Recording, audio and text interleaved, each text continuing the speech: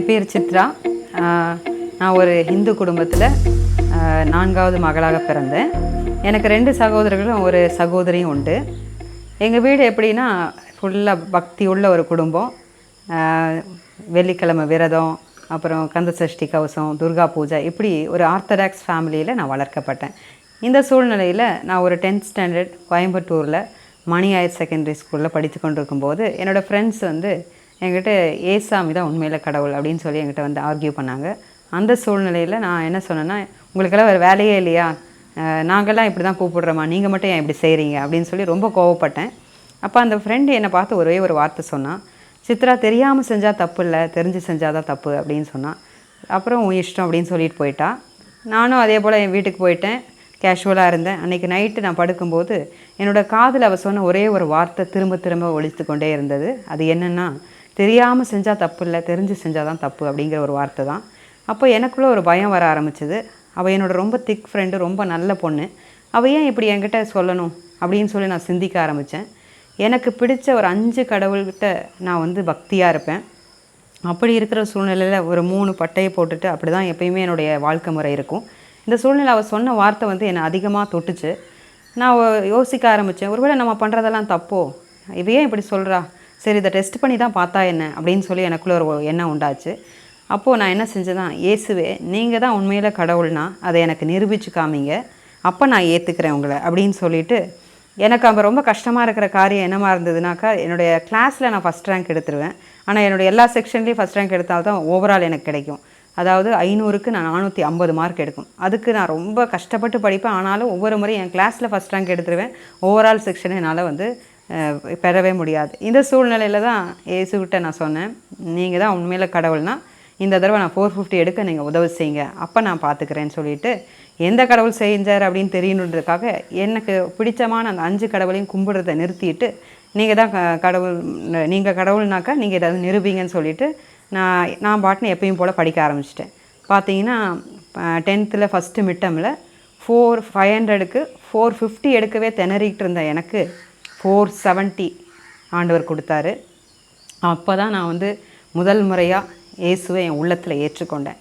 அப்போது எனக்கு உலகம் கொடுக்க முடியாத ஒரு பெரிய சந்தோஷம், சமாதானம் என் உள்ளத்தை நிரப்பினதை நான் பார்த்தேன். அது வரைக்கும் நான் எத்தனையோ பூஜை, எத்தனையோ புனஸ்காரம், எத்தனையோ மந்திரங்கள், எத்தனையோ விரதங்கள் அப்படியெல்லாம் இருந்தும் கூட கிடைக்காத ஒரு சந்தோஷம், சமாதானம், உலகத்தில் எத்தனை கோடி கொடுத்தாலும் கிடைக்காத ஒரு சமாதானத்தை என்னால் பெற்றுக்கொள்ள முடிஞ்சது. அதாவது வானத்தையும் பூமியும் உண்டாக்குன கடவுள் என்னோட கூடவே இருக்கிறத என்னால் ஃபீல் பண்ண முடிஞ்சது. அது வரைக்கும் நான் பண்ணிக்கிட்டு இருந்தேன், நான் கும்பிட்டுட்டு இருந்தேன். ஆனால் என்னால் கடவுளை ஃபீல் பண்ண முடியவில்லை. அவருடைய கூட என்கிட்ட இருக்கிறாருன்னு தான் நான் இது வரைக்கும் ஃபீல் பண்ணதில்லை. ஆனால் அன்னைக்கு எப்போ என்னோடய ரிசல்ட் என் உள்ளத்தில் இயேசுவை ஏற்றுக்கிட்டனோ, அன்னைக்கு அந்த ஒரு தேவனுடைய பிரசன்னத்தை என்னால் ஃபீல் பண்ண முடிஞ்சது. அன்னைக்குலேருந்து வேறு ஒன்றும் எனக்கு ப்ரேயர் பண்ண தெரியாது, எனக்கு பைபிள்னால் என்னென்னு தெரியாது, எனக்கு ஒரு சத்தியமும் தெரியாது. இயேசு தான் கடவுள், உண்மையான தெய்வம்னு மட்டும்தான் எனக்கு தெரியும். இந்த சூழ்நிலையில் என் கூட படிச்சுட்டு இருந்த ஒரு 2 கிறிஸ்டியன் ஃப்ரெண்ட்ஸ் இருந்தாங்க. அவங்க எனக்கு ஒரு சின்ன புதிய ஏற்பாடு பைபிளை மட்டும் கொடுத்தாங்க. அதில் நான் மேஜிக் புக் மாதிரி இப்படி திறப்பேன், அதில் கடவுளை இவன்கிட்ட பேசுவார், நீ பயப்படாத இவன் கூட இருக்கிறேன்னு சொல்லி எக்ஸாமுக்கெல்லாம் பேசுவார். நான் சந்தோஷமாக அந்த வார்த்தையை எடுத்துக்கிட்டு ஓடிடுவேன். இப்படி தான் நான் படிச்சுக்கிட்டு இருந்தேன். எனக்கு வேறு எந்த சத்தியமும் தெரியாது. இப்படி வளர்க்கப்பட்ட சூழ்நிலையில் நான் 12th முடிச்சுட்டு ஃபிசியோதெரப்பி பிபிடி ஃபஸ்ட் யூஜி முடிக்கிறதுக்காக திருச்சிக்கு அனுப்பப்பட்டேன். அங்கே நான் போகும்போது என்ன போலயே இது மாதிரி ஒரு சீக்ரெட் கிறிஸ்டின், அதாவது நான் ஆண்டவரை தெரிஞ்சுக்கிட்டாலும் எங்கள் வீட்டில் யாருக்கும் நான் சொல்லலை, இயேசுவை மட்டும்தான் நான் கும்பிடுறேன்னு சொல்லி. எங்கள் வீட்டில் எல்லா பூஜை புனஸ்காரம் என்ன பண்ணாலும் நான் கலந்துக்குவேன். ஆனால் என்னுடைய உள்ளத்தை மட்டும் நான் கடவுளுக்கு கொடுத்துருவேன். இயேசுவை மாத்திரம் தான் நான் நம்பி நான் கும்பிடுவேன். இந்த சூழ்நிலையில் இருக்கும்போது நான் திருச்சிக்கு போயிட்டு அந்த இடத்துல என்னை போலவே இன்னும் 2 ஃப்ரெண்ட்ஸ் என் கூட வந்தாங்க. அவங்களும் நாங்களும் சேர்ந்துட்டு பக்கத்தில் இருக்கிற ஒரு சர்ச்சுக்கு போக ஆரம்பித்தோம். இந்த சூழ்நிலையில் தான் கடவுள் என்னோட கூட அதிகமாக அந்த பைபிள் வசனங்கள் மூலமாக இடைபட ஆரம்பித்தார். அந்த இடத்துல பாவம்னா என்னன்னு நான் உணர்ந்து கொண்டேன். அது வரைக்கும் எனக்கு பாவம்னா என்னன்னே தெரியாமல் இருந்தது. பார்த்திங்கன்னா நம்ம என்ன நினைப்போம் அப்படின்னா, நமக்கு ஒருத்தவங்க துரோகம் செஞ்சால் அவங்கள நம்ம அவங்க நம்ம கூட பேசலைனாலும் சரி, இல்லை நம்ம அவங்களோட பேசாமல் விட்டுருவோம். அவங்க நமக்கு தப்பு பண்ணாங்க அப்படின்னு சொல்லிட்டு நம்ம அப்படியே போயிடுவோம். ஆனால் கடவுளோட சேர ஆண்டவர் என்னோட கூட இடைபட அதாவது அப்படிப்பட்டவங்களையும் மன்னிக்கணும், அப்படிப்பட்டவங்களையும் நேசிக்கின்ற உணர்வுள்ள இருதயத்தை கடவுள் எனக்கு கொடுக்க ஆரம்பித்தார். அதாவது நம்மளை வந்து நமக்கு துரோகம் செய்கிறவங்களையோ நமக்கு சபிக்கிறவங்களையோ அந்த மாதிரி இருக்கிறவங்களையும் கூட நம்ம நேசிக்கணுன்ற ஒரு இருதயத்தை கடவுள் கொடுக்க ஆரம்பித்தார். என் கேரக்டரில் ஒரு சேஞ்ச் வர ஆரம்பிச்சது. என் வீட்டில் இருக்கிறவங்களுக்கு அந்த சேஞ்ச் தெரிய ஆரம்பிச்சது.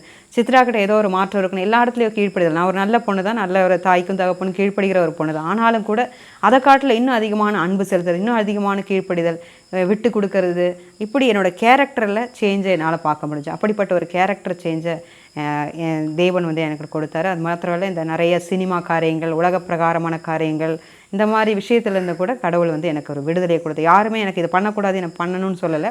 ஆனால் என்றைக்கு நான் ஆண்டவரை தெரிஞ்சுக்கிட்டணும், அப்போ தான் இந்த பாவத்தை குறித்தெல்லாம் ஆண்டவர் உணர்த்தி, உனக்கு இதெல்லாம் வேண்டாம், இதெல்லாம் உலக காரியம், இது வேண்டான்னு சொல்லி உணர்த்தி என்னை வந்து தனிப்பட்ட முறையில் இந்த காரியங்களெல்லாம் விட்டு விட உதவி செஞ்சார். இப்படி என்னோடய வாழ்க்கை போயிட்டுருக்கும்போது தான் அந்த பக்கத்தில் நான் போன சர்ச்சிலேருந்து நான் ஒரு ஞானஸ்தானங்கிற சத்தியத்துக்குள்ளேயும் வழி நடத்தப்பட்டேன். அதுக்கப்புறம் ஒரு 6 மாதம் நான் ஒரு அந்நிய பாஷையின் அபிஷேகத்துக்காக ஜெபிச்சு கொண்டிருந்த போது அந்த அந்நிய பாஷையின் அபிஷேகத்தையும் பெற்றுக்கொண்டேன். இப்படியாக ஆண்டவர் என்ன கொஞ்சம் கொஞ்சமாக ஆண்டவருக்குள்ளே வளர செய்தார். இந்த சூழ்நிலையில் என்னுடைய காலேஜ் லைஃப்லேயே நான் ஒரு தமிழ் மீடியம் படித்த பொண்ணு. நான் வந்து full and full English medium போய் படிக்கும்போது எனக்கு ரொம்ப ஸ்ட்ரகிளிங்காக இருந்துச்சு. என் கிளாஸில் நான் ஃபஸ்ட் ரேங்க் எடுத்திருந்தாலும் கூட அந்த இடத்துல போகும்போது ஒரு 3rd ரேங்க் 5th ரேங்க் என்னோடய கிளாஸில் நான் அப்படி தான் எடுக்க முடிஞ்சப்போ நான் கடவுள்கிட்ட கேட்டேன், ஆண்டவரே என்னையெல்லாம் நீங்கள் ஃபஸ்ட்டு மார்க் எடுக்க வைக்க மாட்டிங்களா அப்படின்னு சொல்லிட்டு ஜெபிச்சிருந்தேன். எத்தனையோ முயற்சி என்னோடய இதில் பண்ணி என்னால் பண்ண முடியல. ஒரு முறை பார்த்திங்கன்னா நம்மளால் முடியாது, இது அற்புதம் செஞ்சால் தான் முடியும் அப்படின்னு சொல்லிட்டு நான் என் ஃப்ரெண்டுக்கிட்ட சொல்லிவிட்டு வந்துட்டேன். அந்த டைம் பார்த்திங்கன்னா அந்த சப்ஜெக்டில் அந்த செமஸ்டரில் கடவுள் எனக்கு வந்து ஃபஸ்ட்டு மார்க்கை கொடுத்தாரு. இப்படி வந்து ஆண்டவர் வந்து அநேக அற்புதங்கள் செஞ்சுருக்காரு. என்னுடைய கிளாஸில் இருக்க ஒரு பொண்ணு வந்து அரியர் வச்சு ஃபெயில் ஆகிட்டா. இந்த சூழ்நிலையில் நான் சொன்னேன், எனக்கு இந்த மாதிரி ஒரு சூழ்நிலை வந்து என்னால் தாங்க முடியாது ஆண்டவரே அப்படின்னு சொல்லி நினச்சிட்டு இருந்தப்போ எனக்கு அப்படிப்பட்ட ஒரு சூழ்நிலையை கடவுள் அனுமதித்தார். நான் ரொம்ப நல்லா படிக்கிற பொண்ணாக இருந்தால் கூட எனக்கும் அப்படி ஒரு சூழ்நிலையை கொண்டு வந்து கடைசி செமஸ்டர் பாஸ் ஆகி வெளியே போகிறோன்னு எல்லோரும் சந்தோஷமாக இருக்கும்போது ஒரு சப்ஜெக்டில் எனக்கு வந்து நான் ஃபெயில் ஆகிட்டேன். அந்த இதில் எனக்கு 5 மார்க் வர வேண்டியதாக இருந்தது. இந்த சூழ்நிலையில் மற்றவங்க எல்லாம் சோர்ந்து போய் உட்காருவாங்க ஃபெயில் ஆனால் அந்த இடத்துல என்ன சந்தோஷமாக ஆண்டவர் நிற்க வச்சார். நான் ஆண்டவரை நம்பினால அந்த ஃபெயிலியரில் கூட எல்லோரும் வந்து மற்றவங்கள ஃபேஸ் பண்ணுறதுக்கு அவ்வளோ சங்கடப்படுவாங்க. அவங்கெல்லாம் அப்படி சங்கடப்படும் போது நான் அவங்கள ரொம்ப சந்தோஷமாக ஃபேஸ் பண்ண, உன்னால் எப்படி இது முடியுதுன்னு சொல்லும்போது எனக்கு ஆண்டவர் அந்த ஒரு பலனையும் நம்பிக்கையும் கொடுத்துருக்காரு. ஏன்னால் ஜெபம் ஜெயம் தரும் அப்படின்னு சொல்லி ஆண்டவர் என் கூட பேசியிருக்காரு. அதனால் நான் ரீவேல்யூ போட போகிறேன், கர்த்தர் நிச்சயமாக எனக்கு அற்புதம் செய்வாருன்னு சொல்லிட்டு அவங்களிடத்த சொன்னேன். அதே போல் நான் ரீவேல்யூஷன் பண்ணேன். ஆனால் என்னுடைய ஸ்டாஃப்ஸு என் கூட இருந்தவங்களும் இதெல்லாம் ஒரு கண் துடைப்புமா, நீ போடாத, நீ பேசாமல் இருன்னு சொன்னாங்க. ஆனாலும் கூட நான் ஆண்டவரை மட்டும் நான் நம்புகிறேன்னு சொல்லிட்டு நான் அதை போட்டேன். கர்த்தர் அற்புத விதமாக பார்த்தீங்கன்னா ஆண்டவர் வந்து எனக்கு அந்த இதில் வந்து ரீவேல்யூஷனில் பாஸ்ன்னு வந்துருச்சு. இது வரைக்கும் எங்களுடைய காலேஜ் யூனிவர்சிட்டி இதுலேயே அந்த மாதிரி ஒரு ரீவேல்யூஷனில் பாஸ்ன்னு வந்ததே இல்லை. கடவுள் எனக்கு அற்புதமாக அந்த காரியத்துலேயும் ஒரு அற்புதம் செஞ்சார். இந்த மாதிரி அநேக காரியங்களை வந்து என்னுடைய படிப்பு காரியத்துலேயும் என்னோடய ஸ்டடீஸ்லேயும் கூட அற்புதங்களை செஞ்சுருக்காரு. இந்த சூழ்நிலையில் தான் எங்கள் அக்காவுக்கு கூட என்னாச்சுனாக்கா கல்யாணம் ஆகி ஒரு கிட்டத்தட்ட ஒரு 2 வருஷத்துக்கு மேலாக குழந்தை உண்டாகும். ஆனால் வந்து ஒரு சேர் இடித்தா கூட உடனே அபார்ட் ஆயிரும்.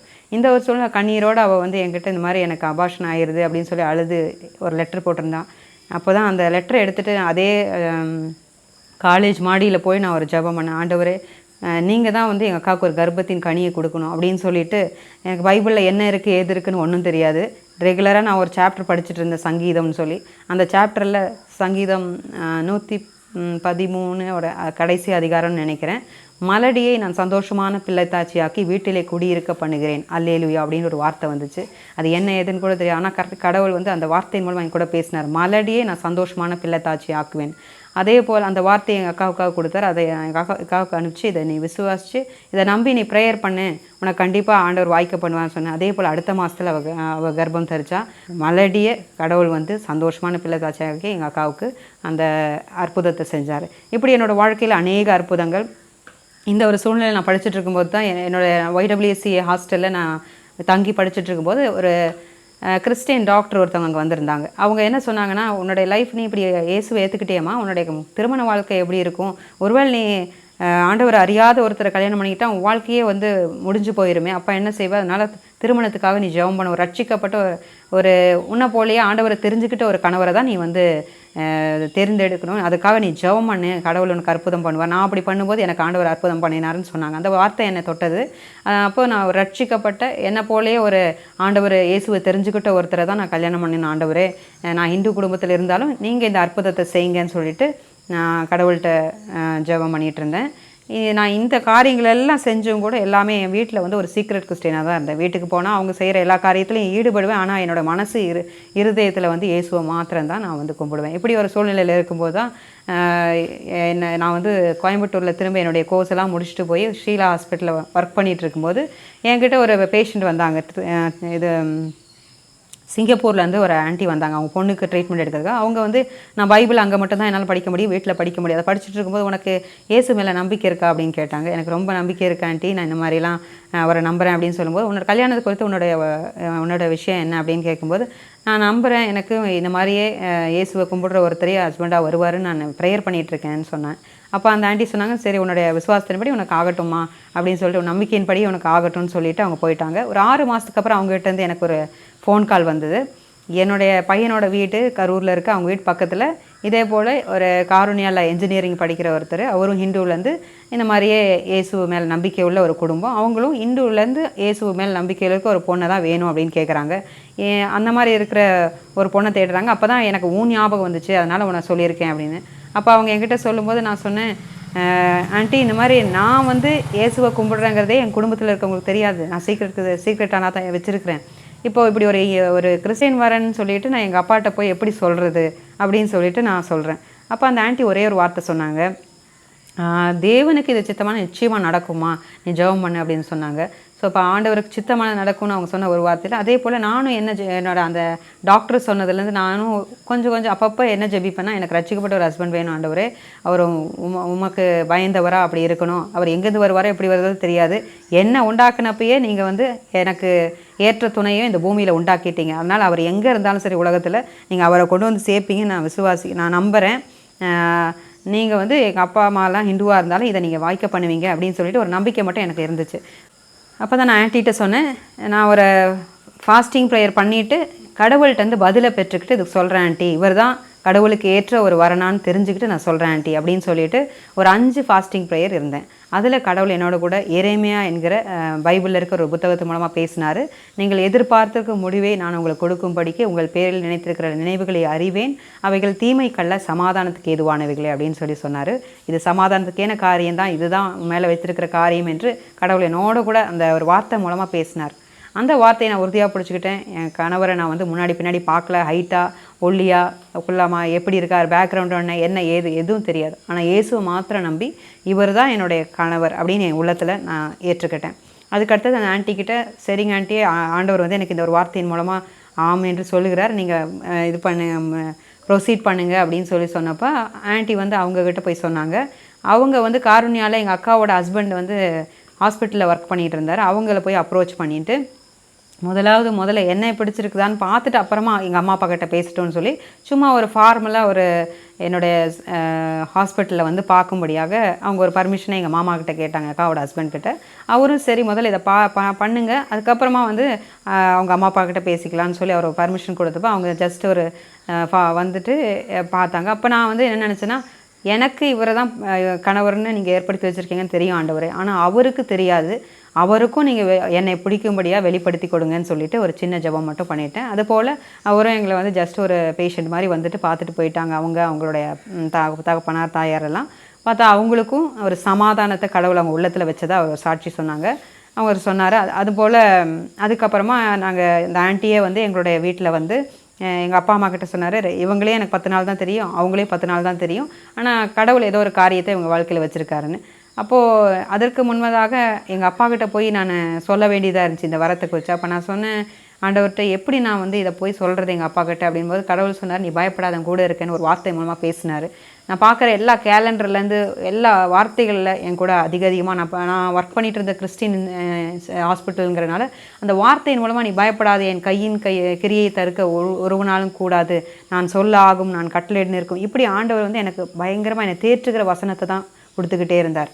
அப்போது தேவனால் கூடாது ஒன்றுமில்லை நான் புரிஞ்சுக்கிட்டேன். அப்போ நானே போய் எங்கள் அப்பாட்ட சொன்னேன், அவங்க ஹிந்து தான் அப்பா, ஆனாலும் அவங்களுக்கு இயேசு மேல் நம்பிக்கை இருக்குதுன்னு ஞானமாக ஒரு சில காரியங்களை பேச வச்சார். அதுக்கப்புறமா எங்கள் அப்பா சரி முதல்ல வந்து பொண்ணு பார்க்க சொல்ல, அப்புறம் மற்றதெல்லாம் முடிவு பண்ணிக்கலான்னு சொன்னார். அப்புறம் தான் அந்த ஆண்டி வந்து எங்களுடைய அப்பா அம்மாவோட பேசினாங்க. அடுத்தது என்னோட கணவரோட தாய் தகப்பனார் அவங்க எல்லோரும் வந்து பொண்ணு பார்க்க வரும்போதே ஒரு தட்டை நீட்டி அதிலே என் தலையில் பூவெல்லாம் வச்சு எனக்கு அந்த சாரீ தட்டியும் கொடுத்தாங்க. அந்த இடத்துலையே ஒரு நிச்சயம் போல் அந்த அங்கிளும் ஆன்ட்டியும் ஒரு ரெபேக்கால்ங்கிற ஒரு சாப்டரை குறித்து பைபிள்லேருந்து படிக்க ஆரம்பிச்சிட்டாங்க. இதெல்லாம் தானாக நடக்குது, யாராலையும் தடுக்க முடியல, ஒரு நிச்சயம் போலவே நடந்து கொண்டு இருக்குது.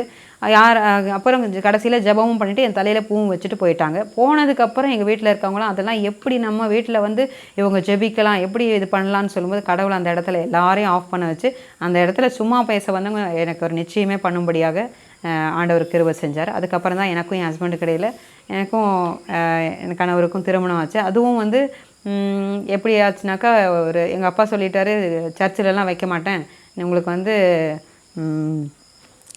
ரெஜிஸ்டர் மேரேஜ் தான் பண்ணணும் அப்படிங்கிற மாதிரி சொல்லிட்டாரு.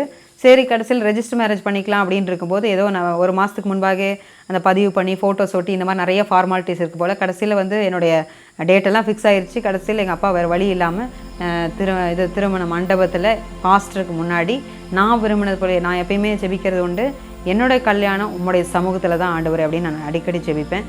அதே மாதிரி கடவுள் வந்து என்னுடைய வாஞ்சையை நிறைவேற்றி எனக்கும் என் கணவருக்கும் ஒரு பாஸ்டர் மூலமாக ஒரு திருமணம் நடைபெற்று முடிஞ்சது. அந்த இடத்துல வந்து பார்த்திங்கனாக்கா உலக பிரகாரமாக பார்த்தா ரொம்ப சொற்ப ஜனங்கள் தான் இருந்தாங்க. என்னுடைய ரிலேஷன்ஸும் சரி, என் ஹஸ்பண்டோட ரிலேஷன் எல்லாருமே வந்து ஒரு ஹிந்து குடும்பத்திலேருந்து வந்ததுனால ஈவினிங் தான் என்னோடய மேரேஜ் நடந்தது. ஈவினிங்கில் தாலி கட்டுறாங்க இப்படியெல்லாம் சொல்லி நிறைய காரியங்கள் அங்கே குளறுபடியாக இருந்தது. ஆனாலும் கூட அங்கே என் தேவன் வந்தார். உண்மையிலே எங்கள் அப்பா பார்த்து எனக்கு ஒரு ஹஸ்பண்டை தேர்ந்தெடுத்து கொடுத்துருந்தா கூட அப்படிப்பட்ட ஒரு நல்ல கணவர் எனக்கு கிடச்சிருக்க மாட்டார். ஏன்னா என்னை உண்டாக்குன தேவன் எனக்கு ஏற்ற ஒரு துணையை கொடுத்துருந்தாரு. அப்படி ஒரு அருமையான நல்ல ஒரு கணவரை கடவுள் எனக்கு கொடுத்தாரு. என்னோடய வாழ்க்கை ரொம்ப அருமையாக போயிட்டுருக்கு. இப்போது கடவுள் எங்களை ஆசீர்வதித்து ஒரு ஆணும் பெண்ணுமாக கொடுத்து எங்கள் குடும்பத்தை வழிநடத்தி வருகிறார். அதே மாதிரி நான் வந்து பிபிடி முடிச்சுட்டு எம்பிடி படிக்கணும்னு நினச்சேன். எங்கள் அப்பாவால் முடியல, அவ்வளோதான் என்னால் முடியும்னு சொல்லிட்டார். ஆனால் எனக்கு கணவர் மூலமாக நாங்கள் 2 பேரும் கல்யாணம் ஆகும்போது நான் பிபிடி, அவர் வந்து பிஇ படிச்சிருந்தார். நாங்கள் திருமணத்துக்கு அப்புறம் எந்த ஒரு வருமானமும் இல்லாமல் நான் எம்பிடி படிக்கவும் ரெகுலரில், அவர் வந்து எம்இ படிக்கவும் கடவுள் எங்களுக்கு உதவி செஞ்சார். இப்படி எங்களுடைய படிப்பு காரியத்தில் ஆண்டவர் எங்களுக்கு உயர்வை கொடுத்து, எங்கள் தொழில் காரியத்தில் ஒரு உயர்வை கொடுத்து, இப்போ நான் வந்து ஒரு தனியாக ஒரு ஃபிசியோதெரப்பி கிளினிக் என்ற ஒரு கிளினிக்கை ரன் பண்ணும்படியாக கிருபை செஞ்சுருக்காரு. இப்படி இந்த கோவிட் காலத்தில் கூட எத்தனையோ கிளினிக்கெல்லாம் மூடிட்டாங்க. ஆனால் என்னோடய கிளினிக்கை இயேசு ரொம்ப அற்புதமாக நடத்திட்டுருக்காரு. ஒரு ஆசீர்வாதத்தின் திறந்த வாசலை என்னோடய கிளினிக் வச்சுருக்கிறாரு. 3வது லாக்டவுன்லேருந்து நான் என்னோடய கிளினிக்கை திரும்ப நடத்த ஆரம்பிச்சிட்டேன். இதில் பார்த்திங்கன்னா ஒரு மாஸ்க்கு, ஒரு சானிடைசர், இது மட்டும்தான் என்னுடைய பாதுகாப்பாக நான் செய்கிற காரியம். ஆனால் ஒவ்வொரு நாளும் நான் என்ன நம்புவேன்னா, பைபிள் ஒரு வசனம் இருக்குது, வாதை உன் கூடாரத்தை அணுகாது, பொல்லாப்பு உனக்கு நேரிடாது. அது மாத்திரம் இல்லை, இரவில் உண்டாகும் பயங்கரத்துக்கும், பகலில் பறக்கும் அம்புக்கும், இருளில் நடமாடும் கொள்ளை நோய்க்கும், மத்தியானத்தில் பாழாக்கும் சங்காரத்துக்கும் நீ பயப்படாதிருப்பாய். உன் பக்கத்தில் 1000 பேரும் வலதுபுறத்தில் 10000 பேரும் விழுந்தாலும் அது உன்னை அணுகாது. உன் கண்களால் மாத்திரம் நீ அதை பார்த்து துன்மார்க்கருக்கு வரும் பலனை காண்பாய் அப்படின்னு ஆண்டவர் வந்து பைபிளில் சங்கீதம் 91 சொல்லியிருக்காரு. இதைத்தான் நான் விசுவாசத்து, நீங்கள் வாதை என் கூடாரத்தை அணுகாதுன்னு சொல்லியிருக்கீங்க, அதை நம்பி நான் போகிற ஆண்டவர், நீங்கள் தான் எனக்கு மாஸ்க் ஏசப்பான்னு சொல்லிட்டு நான் என்னோடய கிளினிக்கு போவேன். இன்றைக்கு வரைக்கும் கிளினிக்கு அற்புதமாக நடத்தி வராரு, ஆசீர்வாதமாக நடத்தி வராரு. ஸோ இப்படி என்னோடய வாழ்க்கையில் நான் ஒரு ஆண்டவரை அறியாத ஹிந்து குடும்பத்தில் பிறந்தாலும் கடவுள் என்னை தேடி வந்து என்னை தெரிஞ்சுக்கிட்டு என்னுடைய மன விருப்பங்களை எல்லாம் நிறைவேற்றி, நான் ஒரு உலகத்தில் பார்த்தா ரொம்ப பெருசாக இந்த சாதிக்காத சூழ்நிலையில் இருந்தாலும் கூட ஏன்னா அந்த சிறுமியான இடங்கள்லேருந்தெல்லாம் உயர்த்தி எனக்கு ஒரு சமாதானமான வாழ்க்கை கொடுத்து, நல்ல கணவரை கொடுத்து, நான் நினைக்காத அருமையான 2 அழகான குழந்தைகளை கொடுத்து, ஒரு பரிபூர்ண ஆசீர்வாதத்தில் நிரப்பி, இந்த கோவிட் காலத்தில் கூட ரொம்ப என்னை ஆசீர்வாதமாக வச்சு என்னை நடத்துகிறாரு. ஏசு என்னை தேடி வந்து என்னை தொட்டு என்னை உயர்த்தி இப்போது உங்கள் முன்னாடி ஒரு சாட்சியை வச்சுருக்காரு. நல்ல அருமையான கணவரையும் அருமையான குழந்தைகளையும் நல்ல கிளினிக்கை கொடுத்து என்னை ஆசீர்வாதமாக நடத்தி வர்றாரு. நீங்களும் கூட இந்த சாட்சியை பார்த்துட்ருக்க நீங்களும் கூட உங்கள் உள்ளத்தில் இயேசுக்கு மாத்திரம் இடம் கொடுத்தீங்கன்னா போதும், இந்த உலகம் கொடுக்க முடியாத சந்தோஷ சமாதானத்தை கொடுப்பாரு. என்ன பிரச்சனை போராட்டம் வந்தாலும் அதுலேருந்து மேற்கொள்ள கடவுள் உங்களுக்கு உதவி செய்வார். இந்த உலகத்துலேயும் ஆசீர்வாதமாக இருப்போம், இந்த நித்திய ஜீவனையும் நம்ம பெற்றுக்கொள்வோம். அதுதான் இயேசு நமக்கு கொடுக்குற மிகப்பெரிய பரிசு. கர்த்தருக்கு ஸ்தோத்திரம்.